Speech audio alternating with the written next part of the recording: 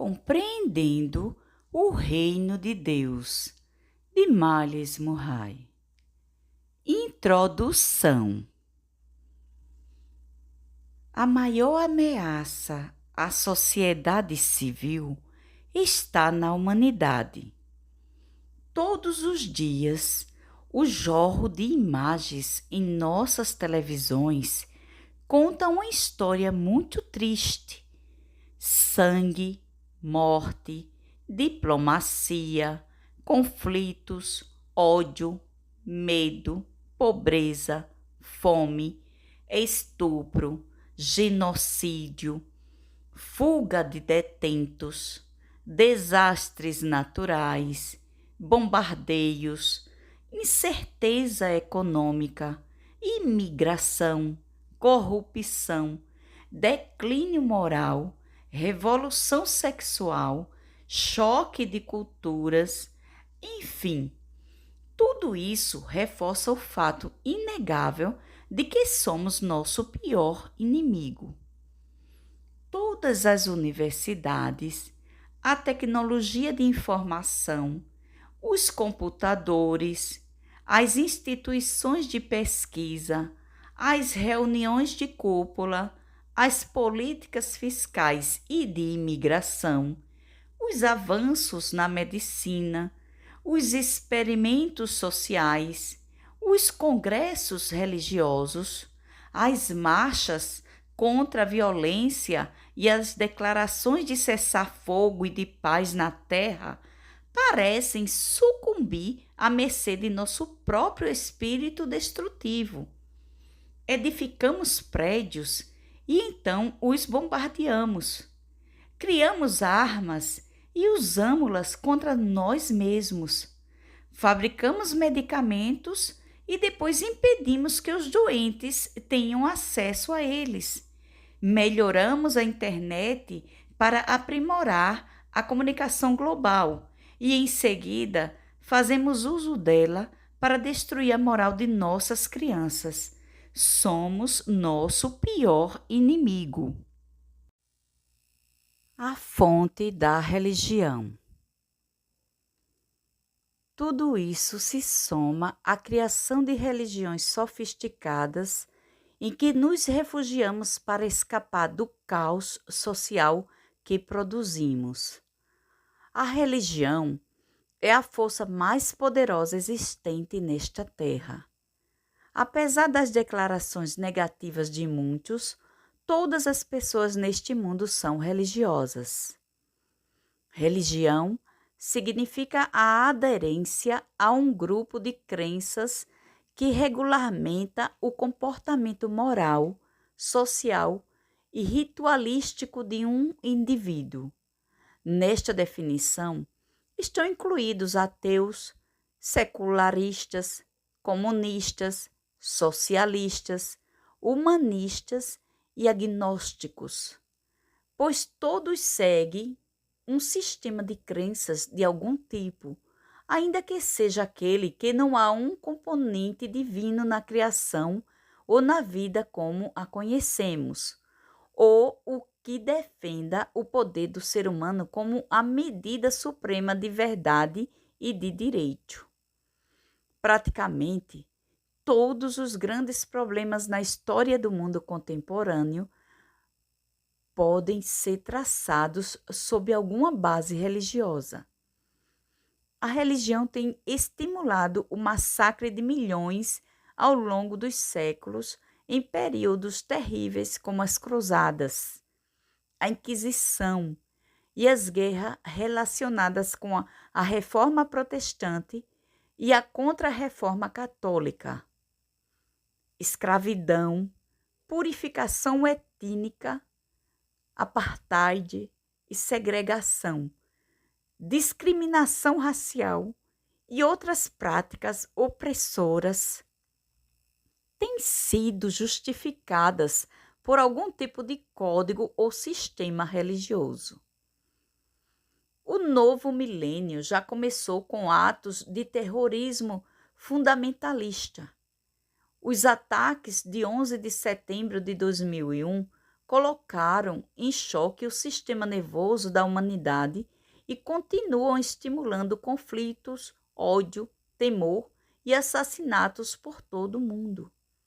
É irônico que a própria religião, que supostamente forneceria a resposta para nossos problemas e traria esperança e fé ao mundo, tenha criado mais desavenças ao longo da história do que as solucionado. Talvez seja essa a razão de milhões de pessoas terem se afastado de todas as formas de religião institucionalizada e optando por filosofias tais como o humanismo, o comunismo e o agnosticismo. Alguns simplesmente perderam toda a esperança na humanidade. Há muito tempo, tenho tentado lidar com a dicotomia da natureza humana. Nosso desejo de adorar e de servir a alguma divindade que afirmamos ser benevolente e amorosa, ao mesmo tempo demonstrando um zelo destrutivo motivado por nossa filiação a essa divindade. Ao longo do caminho, também perdi a fé no conceito de religião e realmente tive de buscar algo que estivesse além e fosse superior às práticas defeituosas criadas pelo ser humano. No entanto, a religião é um fenômeno natural existente em todas as culturas humanas e sempre foi assim. As sociedades primitivas e modernas apresentam rituais religiosos que definem a cultura e a vida em comunidade. Isso estimula uma pergunta bastante óbvia: qual é a fonte da religião? E por que ela é tão inerente e natural ao espírito do homem? 35 anos de pesquisa e de estudo pessoal levaram-me à conclusão de que a religião é o resultado de uma necessidade intrínseca ao espírito humano, que não conseguimos definir, mas que precisamos satisfazer. Essa necessidade indefinível surgindo de um vácuo criado pela falta de algo que o ser humano possuía anteriormente, leva-nos a buscar respostas além de nosso próprio mundo. Várias gerações têm tentado satisfazer esse anseio por meio de superstições, rituais sofisticados, costumes e práticas que geralmente desafiam a lógica e a razão humana. A maioria das práticas religiosas procuram lidar com as questões da existência do ser humano e o seu propósito de existir, bem como com a vida após a morte e o mundo espiritual desconhecido. Muitas religiões são atraentes, porque prometem aos adeptos poder para controlarem as circunstâncias da vida diária. Se elas são capazes de cumprir essa promessa, é uma questão totalmente diferente. O propósito deste livro é ajudá-lo a abordar essas perguntas e apresentar uma proposta que vá muito além da religião, direito ao cerne da maior necessidade do ser humano, oferecendo uma solução para essa busca universal.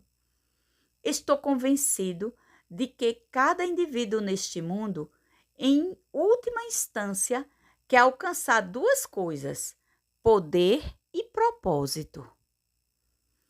Todos nós procuramos o significado de nossa existência e de nosso poder para controlar a vida e as circunstâncias. Poder para determinar o futuro e prever o desconhecido. Poder sobre a vida e a morte. Buscamos propósito e poder de muitas maneiras. Na religião, na política, no dinheiro, na fama, na notoriedade, no reconhecimento e na influência pessoal. Nosso empenho por alcançar esse objetivo é a fonte e a motivação inicial para o desenvolvimento das religiões. Todas as religiões são iguais. Todas as religiões são iguais no sentido de que procuram responder às perguntas a respeito do poder e do significado da vida. Todas prometem ao ser humano a capacidade de controlar a vida e as circunstâncias, assim como explicar a vida e a morte. Todas afirmam possuir a verdade. Cada uma declara sua superioridade sobre as demais. Elas fazem comparações e competem uma com as outras, exigindo que os seguidores adotem seu sistema de crença particular e, ao mesmo tempo, neguem todos os outros. As religiões são motivadas por contendas e geralmente desenvolvem-se em culturas isoladas, que excluem outras parcelas da humanidade. Na verdade, todas as religiões parecem gloriar-se em um espírito de segregação e separatismo, em vez de unir os homens com poder e conhecimento comum sobre nosso propósito de vida. A religião tem provado ser o grande divisor.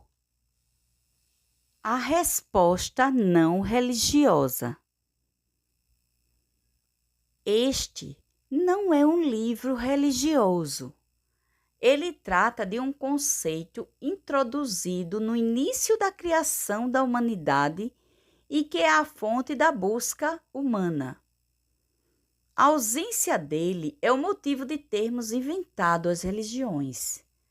Antes de abordarmos esse conceito dinâmico, é necessário fazermos menção do documento onde ele foi registrado primeiramente.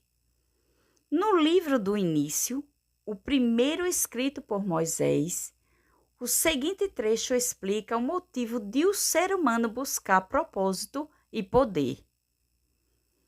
E disse Deus: façamos o homem à nossa imagem, conforme a nossa semelhança, e domine sobre os peixes do mar, e sobre as aves dos céus, e sobre o gado, e sobre toda a terra, e sobre todo réptil que se move sobre a terra.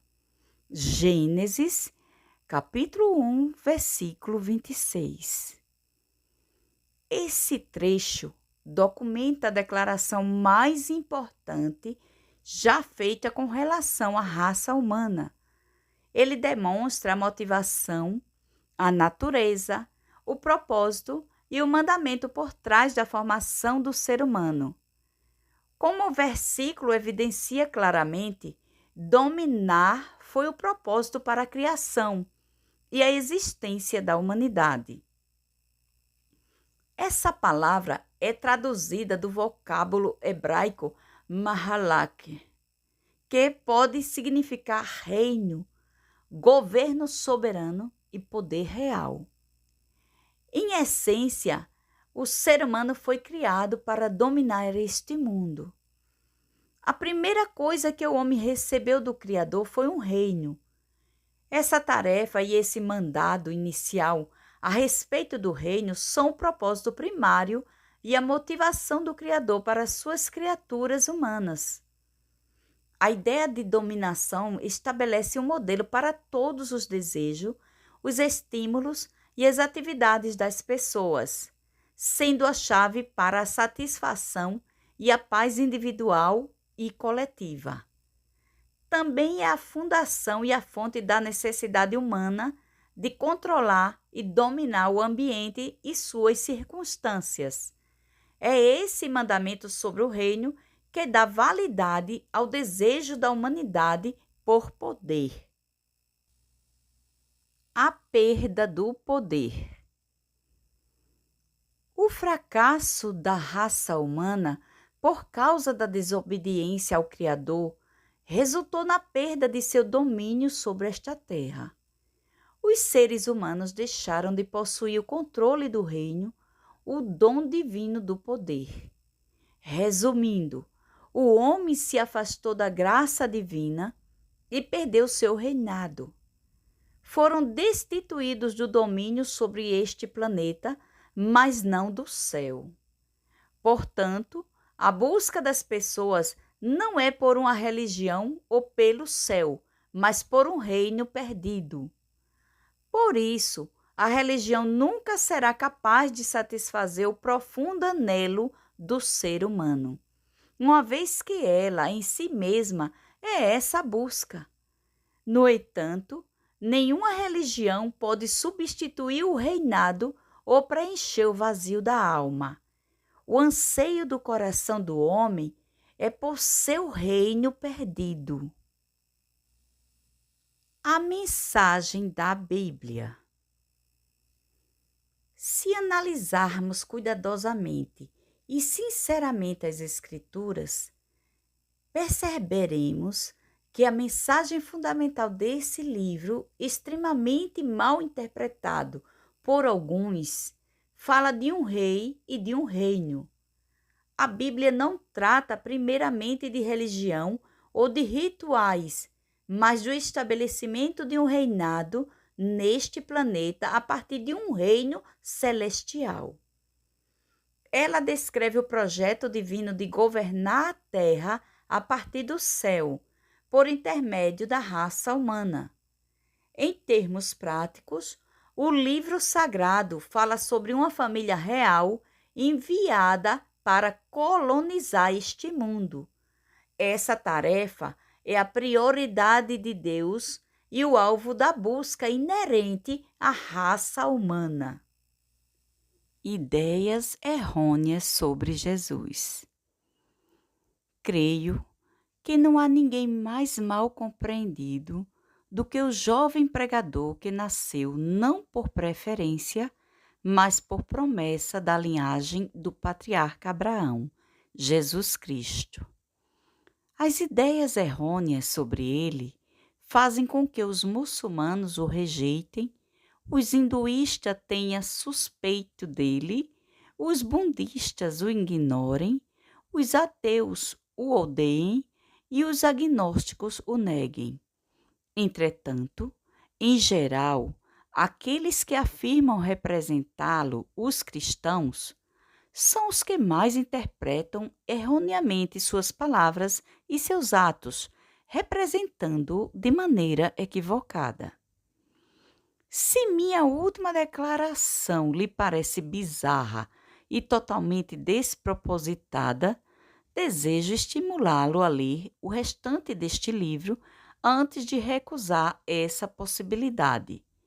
Em minha vida, tive de lidar com erros relacionados à minha compreensão sobre Jesus e sua mensagem. Esta obra demonstrará, sem sombra de dúvida, que a mensagem de Cristo, sua incumbência, sua devoção e seu propósito não eram estabelecer uma religião de rituais e regras, mas sim introduzir um reino. Tudo que Jesus disse e fez, suas orações, seus ensinamentos, suas operações de cura e seus milagres, enfocam um reino e não uma religião. O Filho de Deus estava preocupado com o reino. Essa era sua principal prioridade, seu mandado celestial. Aqueles aos quais ele veio em primeiro lugar, os judeus, não o compreenderam e taxaram-no de rebelde, enganador e fanático.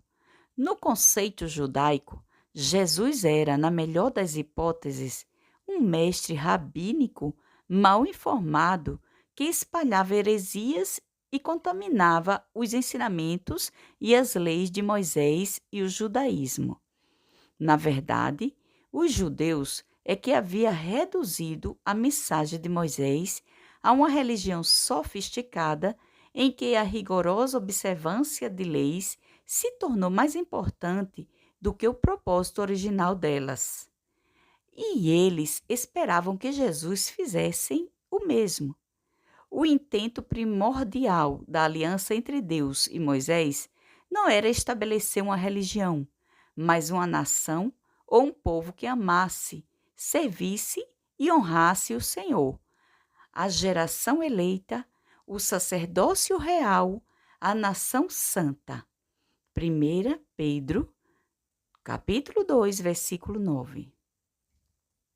Os muçulmanos consideram Jesus simplesmente mais um indivíduo em uma linhagem de profetas, um sábio mestre, um bom homem e um grande profeta, mas que deixou a desejar e fracassou em alcançar a obra completa de redenção da humanidade.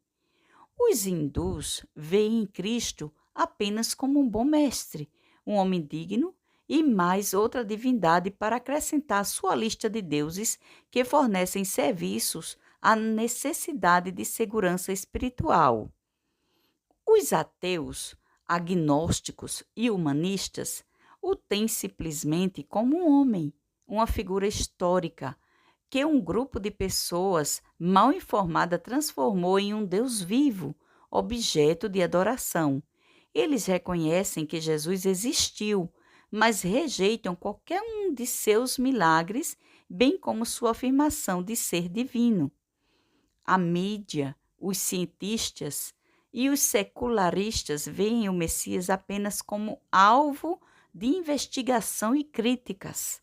Reconhecem-no como um assunto interessante para discussões, teorias e debates, embora ignorem as afirmações sobre sua divindade e questionem a validade e integridade das mesmas e, às vezes, a própria existência de Cristo. Os cristãos compreendem Jesus erroneamente como sendo o fundador de uma religião. Assim, transformaram seus ensinamentos e métodos em costumes e suas atividades em rituais. Muitos também reduziram a mensagem de Jesus a nada, mais do que um plano escapista para chegar ao céu, e veem suas promessas como uma mera apólice de seguro contra incêndio para escaparem do sofrimento do inferno. Entretanto, um simples estudo e uma revisão da mensagem da prioridade de Jesus demonstram que ele tinha uma única pregação, um único mandado e uma única missão: trazer o reino dos céus de volta para esta terra. Desde o início, Cristo deixou claro que a necessidade primordial da raça humana e a única solução para o nosso dilema é o reino dos céus. Suas primeiras declarações públicas revelam essa prioridade. Desde então, começou Jesus a pregar e a dizer: arrependei-vos, porque é chegado o reino dos céus. Mateus, capítulo 4, versículo 17. Bem-aventurados os pobres de espírito, porque deles é o reino dos céus. Mateus, capítulo 5, versículo 3. O primeiro anúncio de Jesus foi sobre a chegada do reino dos céus, pois ele sabia que este era a única solução para o espírito humano falido e malnutrido, e não uma religião. Em outras palavras, estamos pobres espiritualmente, e apenas o reino satisfará nosso anseio.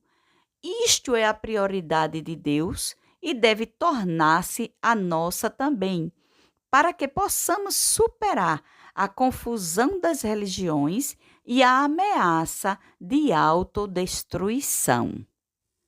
A religião versus o reino de Deus. O poder da religião está em sua capacidade de servir de substituto para o reino de Deus e de atrapalhar a raça humana de buscar resposta genuína para seu dilema. Meu estatuto sobre a natureza das religiões e como elas têm impacto na busca do ser humano pelo reino de Deus demonstra várias verdades bastante significativas. A religião deixa o ser humano preocupado até que ele descobre o reino. A religião é o que o homem pratica enquanto não descobre o reino. A religião prepara o ser humano para deixar a terra. O reino capacita a humanidade a dominar este planeta. A religião enfoca o céu. O reino enfoca esta terra. Religião consiste em buscar Deus. O reino tem como base o Senhor aproximar-se do ser humano. A religião tenta escapar deste mundo. O reino causa impacto, influencia e transforma este planeta. A religião quer levar a terra para o céu. O reino deseja trazer o céu para a terra. Talvez seja por isso que Jesus se dirigiu aos líderes religiosos de seus dias de maneira tão veemente. Está escrito: mas ai de vós, escribas e fariseus, hipócritas, pois que fechais aos homens o reino dos céus, e nem vós entrais, nem deixais entrar aos que estão entrando.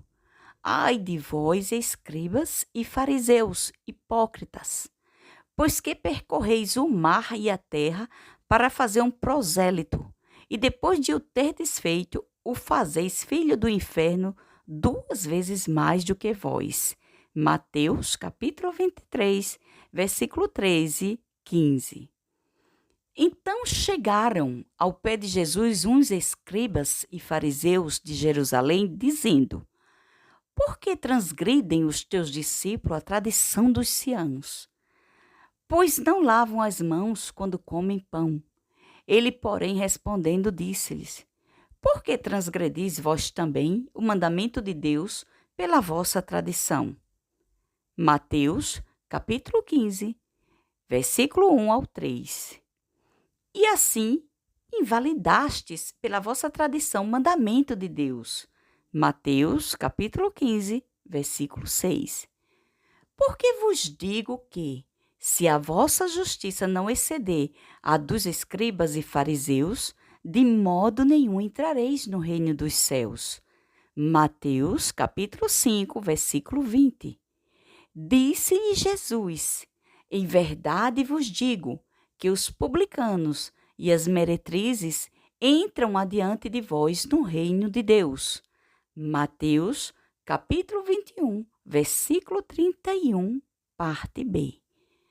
Esses trechos parecem deixar bastante claro que a religião é um dos maiores obstáculos para o reino de Deus. Talvez isso nos estimule a avaliar novamente o poder da religião sobre nossa vida, nossa cultura e nossa sociedade. O retorno ao reino. O cristianismo, como uma religião, já é bastante conhecido, estabelecido, estudado, pesquisado, registrado e difundido. Entretanto, muito pouco ou quase nada se sabe a respeito do reino de Deus. Na verdade, a maioria das pessoas que recebe treinamento oficial em instituições cristãs para compreender a fé cristã e transmiti-la ao mundo, conclui o curso sem nunca ter tido uma aula sobre o reino de Deus. Geralmente, não existe um curso desse tipo disponível. O resultado é que poucos pastores possuem instrução formal sobre qualquer conceito do reino. Sua prioridade é propagar a religião cristã em vez de difundir a mensagem sobre o reino de Deus. Essa perpetuação da religião e dos rituais cristãos, dos costumes e dos ritos deixa um grande vazio no mundo que só pode e deve ser preenchido pela compreensão do reino. Neste livro, você aprenderá o que é um reino, no que ele consiste, como opera, e conhecerá todos os componentes que o tornam singular. Descobrirá também a diferença entre um reino e uma religião e saberá qual a divergência deste com todas as outras formas de governo. Você aprenderá os princípios e conceitos do reino de Deus, verá como se relacionam com sua vida diária e como podemos aprimorar-nos da cidadania do reino aqui e agora. Esta leitura o ajudará a perceber que é impossível apropriar-se do que você não compreende, nem experimentar aquilo que permanece adiando. Este será seu guia prático para entender a mensagem mais importante que a humanidade já recebeu e que o mundo precisa ouvir urgentemente. Esta obra irá capacitá-lo a não apenas receber essa mensagem, mas também a compartilhá-la de maneira eficiente com outras pessoas.